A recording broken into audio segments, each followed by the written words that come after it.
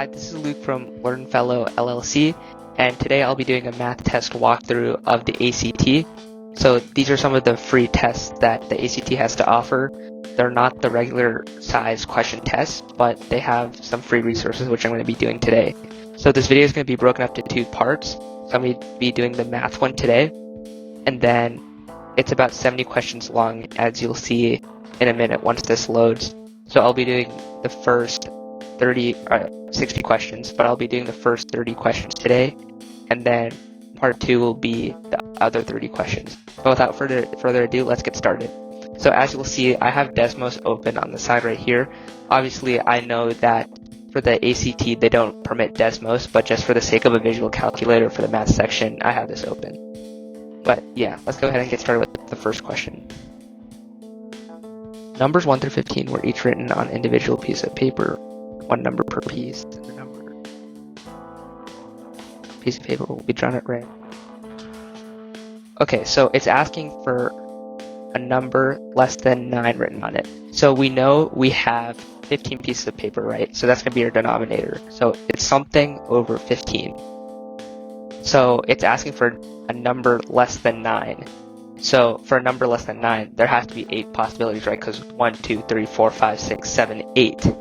So therefore, it's going to be 8 out of 15. So our answer is E. All right, next. All right, which of the following expressions is equivalent to negative 4x cubed minus 12x cubed plus 9x squared? Okay, so first thing I'm seeing, these first two over here, these are like terms. So if you do negative 4 minus 12, you would get negative 16, right? So it would be negative 16 cubed, because remember, so this one can't be right, because when you're subtracting exponents that have the same exponent power, it stays the same. So it would be negative 16x cubed plus 9x squared. Right, next one. When x equals 2, 10 plus this expression equals what? Okay, so I know x equals 2, right? So let's go ahead and sub that in.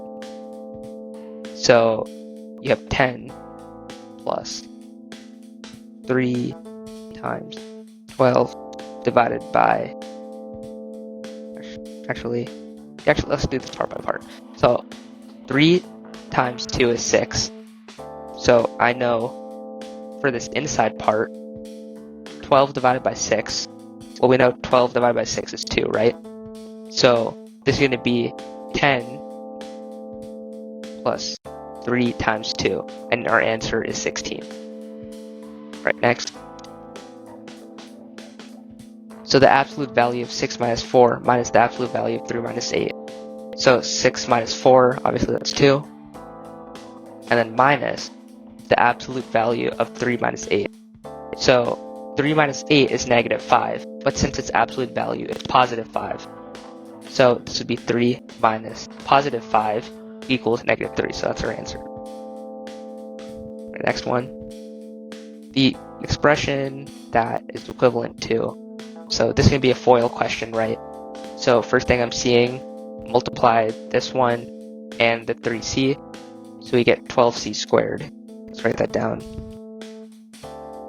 Now for the next part, 4c times d, so that's plus 4cd.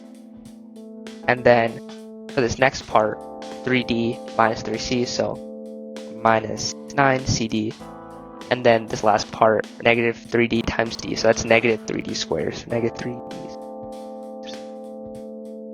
Okay, so obviously these are like terms then. You can combine those, so this would be 12c squared, and 4 minus 9 is negative 5, and then negative 3d squared, so that's our answer. Right, next one. Of the 180 students in a college course, 1/4 earned an A, 1/3 earned a B.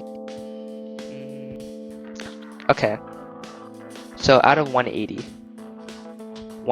so we know there's 180 kids in this class, right? A fourth of them, so let's do times a fourth to get the number of students. 45 people earned an A, so 45 equal A. the next part, 1/3 of that 180 gotta be. So same thing. Let's just change this 4 right here, 3. And then, okay, so 60 got a B. And the rest of the students earned a C. So since that we know that 45 got an A and 60 got a B, we just subtract those, right? So that would be 180 minus 45 minus 60, and then our answer is 75. Boom.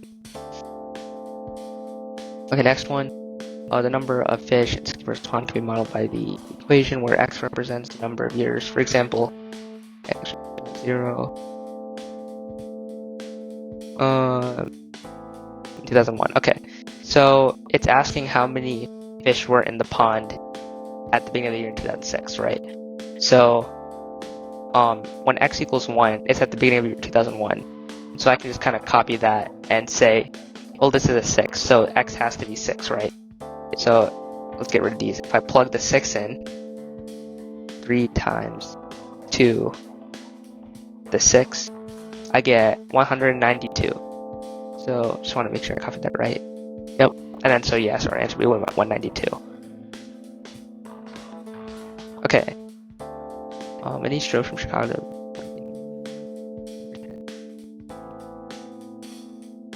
Which of the following close values average speed from 8 to 1? Okay, so right here, this is kind of like a silly question, right? So in a way, our coordinates are like 8, 5, oops. Okay. 8, 5, 10. And then the other coordinate would be 105, right? So as you can see here, those are our 2 points. And well, actually, if you think about it, 8 would be in the morning and then at 1 p.m. So let's do like plus 5 because 8 to 1, that's 5 hours, right? So we'll just put this as 13. Okay, so anyways, that's kind of the situation we have right here. So obviously, we're trying to figure out the rate, right? So we could do y minus y here to get that. So 510 minus 105, and then just y minus y over x minus x. So that would be 8 minus 13. So that would be negative 81. So obviously it's not negative because you can't have a negative speed per hour, but it would be 81 here, right? In the figure below, E and G line F, what is the length of AC in feet? Okay, so here I'm seeing a quick relationship, right? So it's kind of like a proportions thing, but we see that right here, 8 and 16, so it's just a times 2 thing, right? So 7 times 2 is 14. Alright, so I'll just write this down over here. So far for this length AC, we have 16. Then we add this, so 7 times 2 is 14. And then we add this again, so 6 times 2 is 12, plus 12. That gives us with 42. That's our answer. Alright, question 10. Katrina runs 15 miles in 2.5 hours. What is the average number of minutes it takes her to run 1 mile? We're trying to find the minutes per mile. So first thing I would do is convert this 2.5 hours into minutes, right? So an hour is 60 minutes. So you have 2 hours, so that's 120, and then half an hour plus 30, right? So that's 150. And then we're trying to figure out minutes per mile. So since I have my minutes as 150 right here, I would just divide that by 15, and then I'll get 10. So 10 minutes per 1 mile. So that's our answer. Alright, a bag contains 8 red marbles, 9 yellow marbles, and 7 green marbles. How many additional red marbles must be added to the 24 so that the probability? Okay, so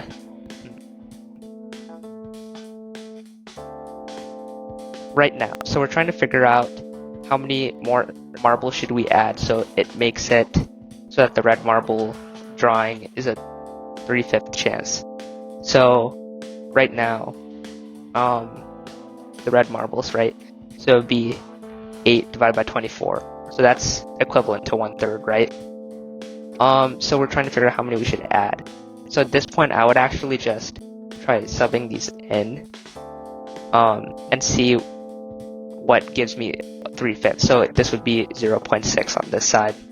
So let's try that. So okay, let's start off with the 11. So 11 plus 8 is 19. 24 plus 11 is 35. So that's not it. So it's probably gonna be 16 because it's close. So 8 plus 16 is 24. 24 plus 16 is 40. Boom, that gives us 0.6. So our answer is 16. Right, in the standard XY coordinate plane, the point 21 is the midpoint. C as okay, so this point right here is the midpoint. So we have 2, 1, and then we also have 6, 8, right? So quick relationship we could see, add 4 to the x's, and then add 7 to the y. So now we just go the opposite way. So 4 to the left would be -2. So it has to be one of these two, right? And then this adds 8. So that means you would subtract 8, or sorry, add 7, so you would subtract 7. So 1 minus 7 is -6. So that's our answer. Okay, so at his job, first 40 weeks.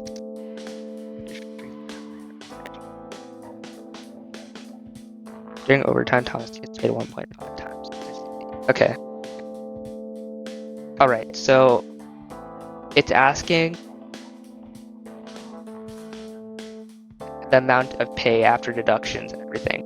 So, first thing we need to know, he has to work 40 hours per week. Any additional time is 1.5 times his regular pay. So, let's figure out that first.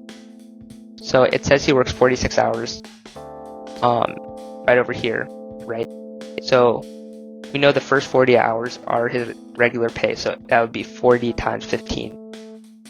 Then we need to add the 6 hours. Those are 1.5 times his pay. So what I would do here is 15 times 1.5 is 735. And we need to be careful here because it says after deductions are taken out. So this is just like the amount he would make before deductions, but after deductions. So this is kind of like a trick answer choice right here.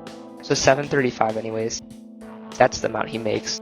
And then he gets 117 taken out in deductions. So minus 117, that's 618. So that's his actual real amount after deduction. Alright, Med Suite.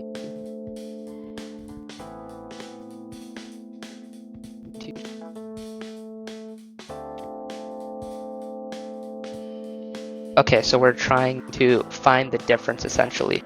So the thing is here, if you buy more bags at the same time, you get a lower unit price. Whereas if you buy fewer bags in a trip, you get a higher unit price. So we're just trying to figure out, had she bought all the bags at one time, would it be cheaper for her, and how much would she have saved? So let's try that. Okay, first I'm going to start off with how much it would have cost if she bought everything at the same time, because we're trying to find the difference. So yeah, let's do that. So she bought if she had bought 7 bags on one trip, so it falls in this category, it would have been 2.6 per bag. So 7 times 2.6 equals 18.2. So 18.2 in one trip, and then for the other ones in 2 trips, she bought 3 grapes on Monday. So 3 falls into this one, so 3 times 3 is 9. So it would have been 9 plus 4 bags of grapes on Wednesday. So 4 falls into this category. Unit price is 2.8. So 4 times 2.8 is 20.2. So this is how much she actually paid versus how much she could have paid. So how much would she have saved? Well, we could take this 20.2 and then subtract by 18.2, and then you would get 2. So she could have saved $2, and that would be the answer. Next. What is 3% of 4.14 times 10 to the 4th? It's pretty easy. So you just do 4.14, and you can obviously just do this on your calculator, times 10 to the 4th. Then multiply that by 0.03. 1,242. I want to make sure I did that correctly. Yep. So that would be our answer there. Alright, what value of x satisfies the equation? Okay, so first thing I would do is just simplify this out, right? So negative 3 times 4x is negative 12x. Negative 3 times negative 5 is positive 15 equals 2 minus negative 10x. Okay, cool. So that's what we have for your equation, right? What I would do is add 10 to both sides. So then I would get negative 2x plus 15 equals 2. Then I would subtract 15 from both sides. So I get negative 2x equals negative 13. And that would be my isolated variable equation. After that, I would just divide by negative 2. So x equals 13 over 2. And that would make sure when you sub those in, both sides are equal.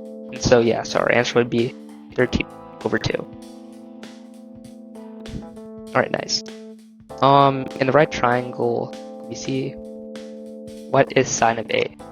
So a little bit of trigonometry here. So sine, if you remember, is opposite over hypotenuse. So we're trying to find the sine of this top angle right here. Sine of A, so opposite is 7 over the hypotenuse, which is 9. Opposite over hypotenuse, 7 over 9. That's our answer. I'm just going to clear this out real quick. Okay, so 27 over 64. What is the negative? Okay, so for this one, what I would do, to be honest, I would just put this into my calculator, and then just, yeah.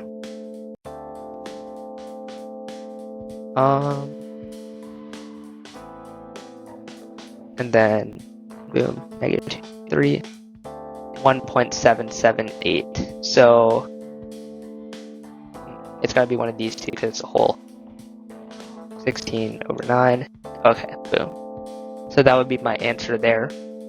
And obviously, you can do this whole thing of like, going through and like taking the square root and then cubing that and whatever. But yeah, I just prefer to do it this way. It's easier. Alright, next question. Lodo begins his at his back door, walks 8 yards east, 6 yards north.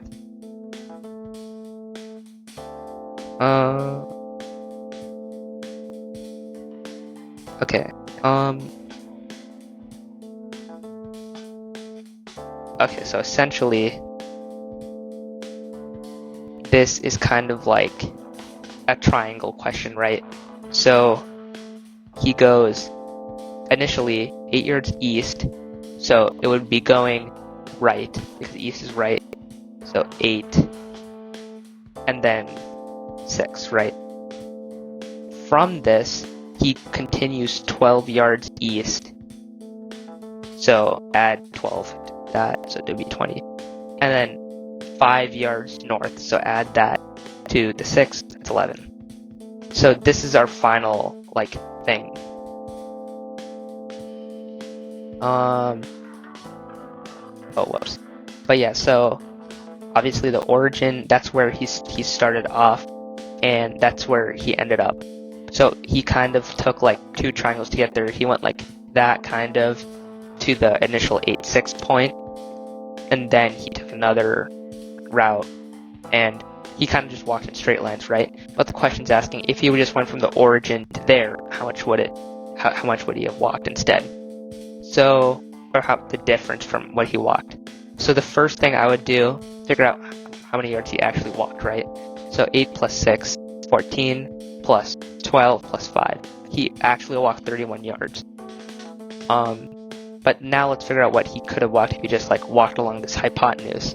So what I would do here is I would take the square root, just a little bit of Pythagorean theorem, right? So a squared plus b squared equals c squared. I would just take the square root, so it would be 11 squared plus 20 squared.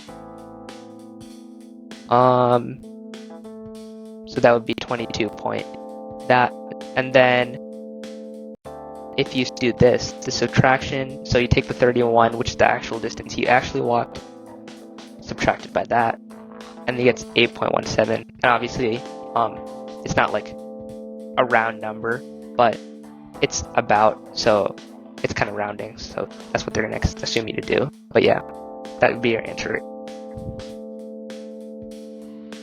Okay, for a given set, the standard score corresponding to the raw score is given by z equals x. Okay.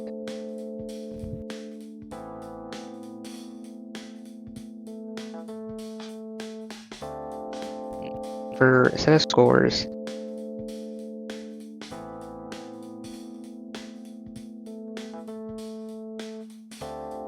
corresponding to the raw score,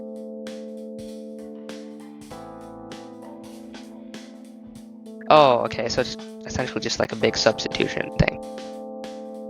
Alright, so let's try this. So z has to equal 2, so we know that. Then we're trying to figure out the raw score, which is x. So we'll just leave that as x. Minus, it says u is 78. And then this is 6. Because this O, sorry, I know it's Greek, but I just don't know what the letter is, but yeah, that's 6. Okay, so anyways, we just have to solve for the x right here. So first thing, multiply by 6, x equals 12 equals x minus 78. Add 78 to both sides, and x equals 90, and that's our answer over here. Nice. Next one, which the following does not appear in the figure. So we have this equilateral triangle here, obviously, and then we have this right triangle, which is actually right isosceles triangle. Okay, so which does not appear? Acute triangle. We have an acute because this is less than 60, so that can't be it. Equilateral, that cannot be it, because this is a radius and this is a radius, right? So that would make an isosceles triangle, meaning that angle A and angle B would have to be the same. So that's an equilateral, that cannot be it.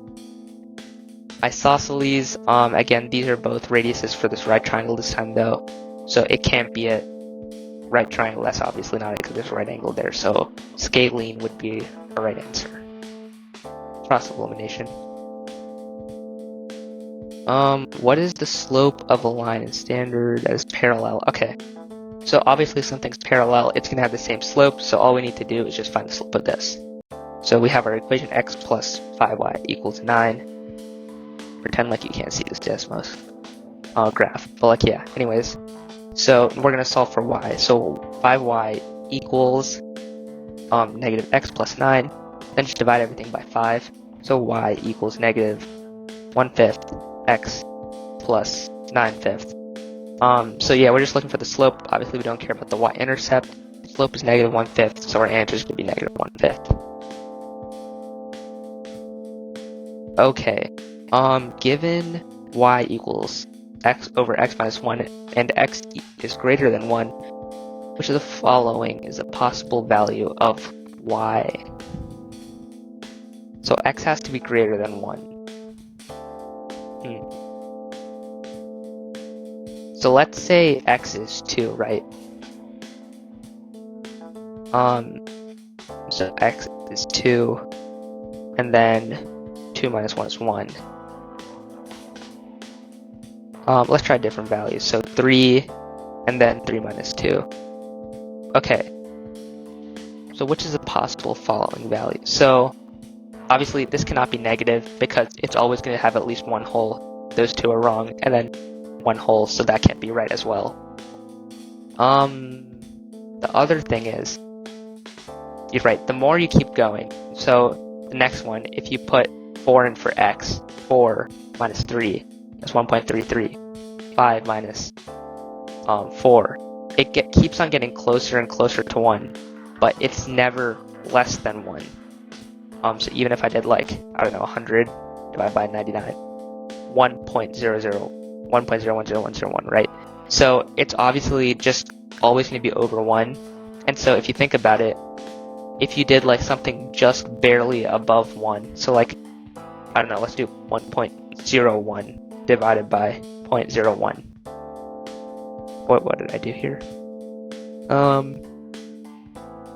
Wait, actually, here, let's think about it, like 1.5 minus 0.5. It just keeps getting higher, right? So theoretically, it has to be 1.9 because it can't get lower than 1. So 0.9 can't be it, and then these three can't be it for the reasons we just discussed, so it has to be a 1.9. Okay, the set of all positive integers that are divisible by both 15 and 35 is infinite. What is the least positive integer in this set? So,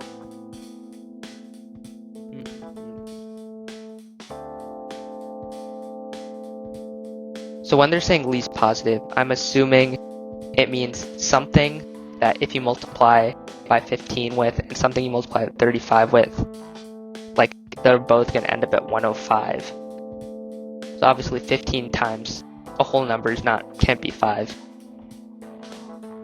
15 or 35 times a whole number can't be 50. So I feel like it has to be 105 because that's the closest to being negative, the least positive, because if I get rid of all of these, 15 times, what, 7?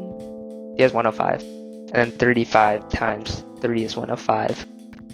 And then obviously, like, if you double those, it's going to get to 210. But least positive is going to be 105. We're going with 105 for that one. Alright. ABC, measure of A is 58.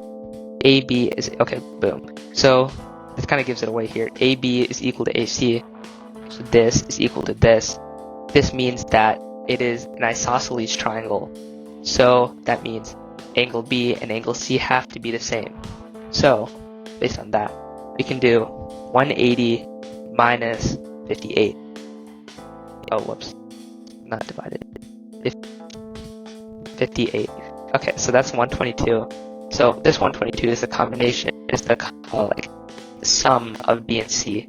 So all we need to do is just divide that. 122 divided by 2, 61. That's the measure of angle C and angle B. All right. About 1.8.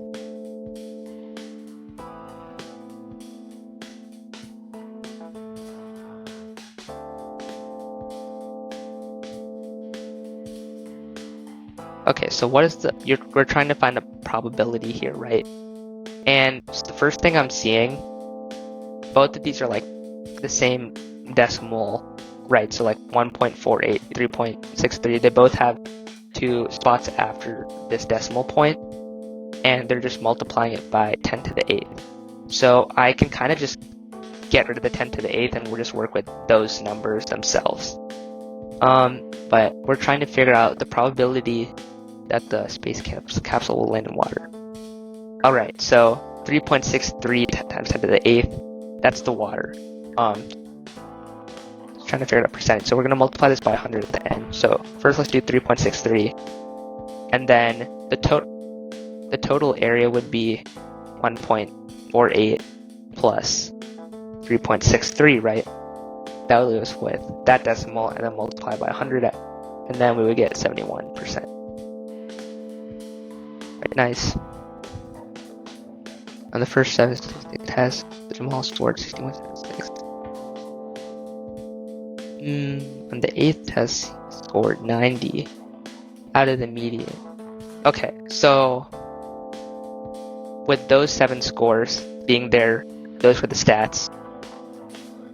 When he takes this, what's going to change? So obviously, I would say the mean is going to increase just because this is closer to the high end, right? It's not 61, and it's higher than all of these, so I think the mean is going to increase. So mean is going to be greater, eliminates A. The median, let's figure out the median. So 1, 2, 3, 4, 1, 2, 3. So this is the median right now with the list of 7 numbers. If you add the 8th number, you take the average of these. So 80 plus 80 is 160, but 160 divided by 2 is still 80. So the median would actually be equal here. So it's either one of those two, right? And then let's talk about the mode. So the mode is like what number appears the most frequent. And so it's going to be 61, 76, 79. 80 appears 2 times, 84, 91, 90. So the mode is still going to be equal. It's still going to be 80 because it appears twice, whereas all the other numbers appear once. So E would be our answer. Alright, the solid the prism showed below was built by alternating congruent black cubes and white cubes. Okay, one edge. Okay. What is the total number of white cubes? Okay. So let's count how many white cubes are in this space first.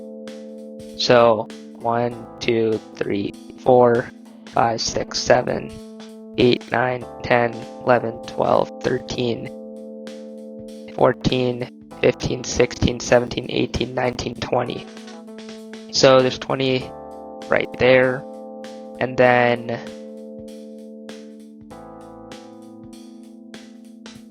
oh wait, so okay, let's write this down. So there's 20 white cubes right here, right? And if you see this, so there's actually 6 of the, so there's like the height of this is 6 units. And the pattern repeats for each of these, each 2 rows, the pattern repeats. So these 2 have the same pattern, those 2 have the same pattern, those 2 have the same pattern. So if you think about it, since they have the same pattern, that means, so let's do this first. 1, 2, 3, 4, 5, 6. 1, 2, 3, 4, 5, 6, 7. So 6 times 7, that's 42. And then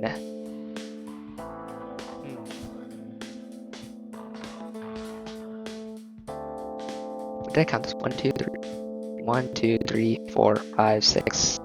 Oh, okay, that makes so much more sense. I was gonna say, okay, I miscounted. So it's 21, right? So this, I just did that same, applied that same logic. So this bottom piece has 7 right here. And then since I said that these other ones have the same idea, it's gonna be 21. And then you would take that 21, and then how many rows are like depth of this? 1, 2, 3, 4, 5.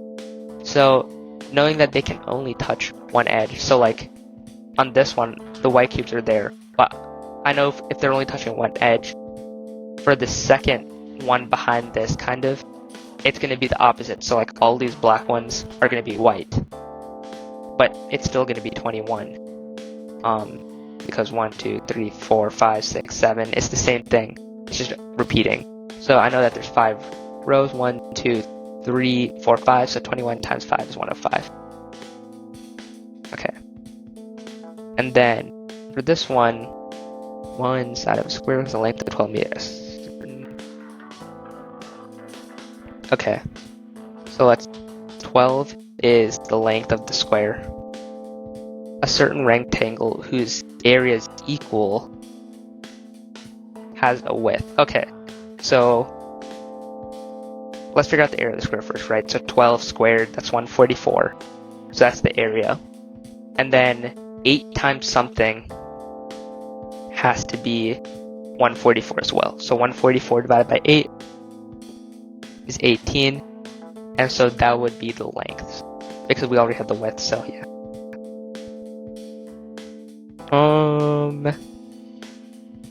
Okay, so for this one, the average of a list of numbers is 92.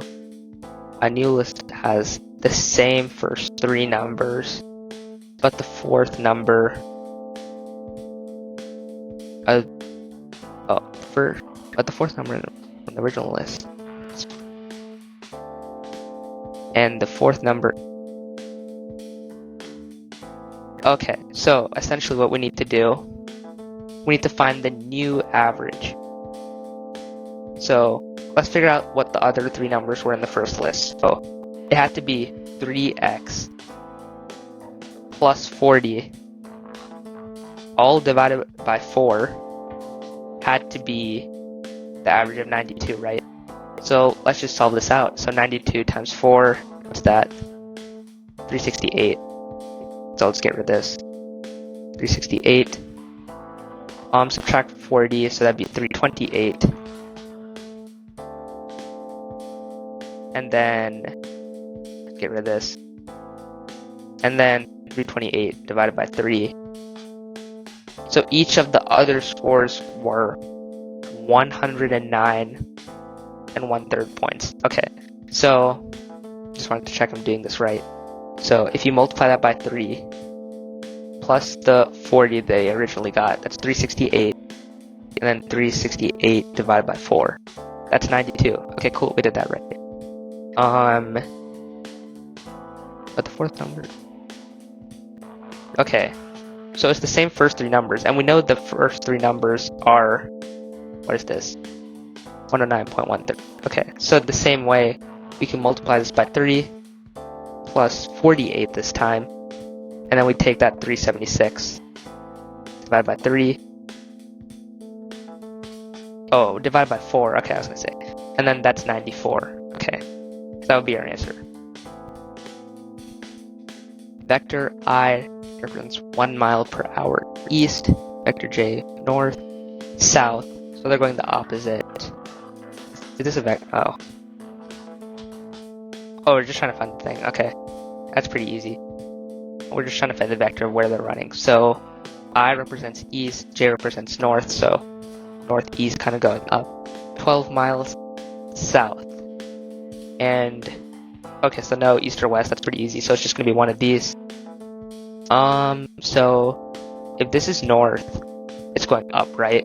But since she's going south, it would be the other way. So it would be negative 12J. Alright, nice. So that's the... I actually did 31 questions, but whatever. Okay, let's go ahead and submit this, and we'll see what the answers are. So let's go to question 60 and test. Obviously this is not going to look too good, because I only did 31 questions. 22. Let's see how we did. Nice, okay, so we got all of them right up till 31, which is where we stopped. So great. Thanks guys for sticking it out till the end of this. I actually run a website and a tutoring company called LearnFellow LLC, as I mentioned before. But if you want to learn how to get great ACT scores like this one, be sure to check out the link in the description at learnfellow.com.